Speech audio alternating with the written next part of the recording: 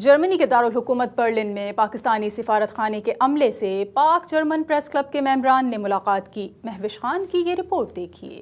حالیہ دنوں میں برلن میں مقیم پاکستانی صحافیوں نے ایک پریس کلب کی بنیاد رکھی جس کا نام پاک برلن پریس کلب رکھا گیا ہے۔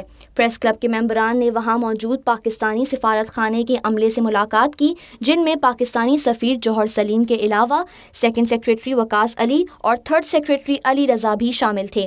ملاقات کا مقصد پریس کلب کے ممبران اور ایمبیسی آف پاکستان کے اعلیٰ عہدیداروں کو آپس میں ملانا تھا تاکہ مستقبل میں پاکستانی کمیونٹی کو درپیش مسائل کے حل کے لیے مل کر کوششیں کی جا سکیں۔ ملاقات میں صحافیوں نے پاکستان کے حوالے سے کئی سوالات کیے، جن میں سی پیک سے لے کر وہاں انویسٹمنٹ اور حالات حاضرہ کا جائزہ لیا گیا۔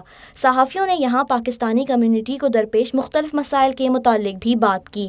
پاک جرمن پریس کلب کے حوالے سے پاکستانی محترم سفیر جناب جوہر سلیم نے انتہائی خوشی کا اظہار کیا۔ ان کا کہنا تھا کہ جرمنی کے دیگر شہروں کی طرح برلن میں یوں پریس کلب کا بننا واقعی ایک خوش آئند اقدام ہے۔ جوہر سلیم امبیسڈر سے ملاقات ہوئی ہے ہماری، اور ان کے ساتھ ہم نے پاکستانی کمیونٹی کے مسئلے مسائل رکھے تھے۔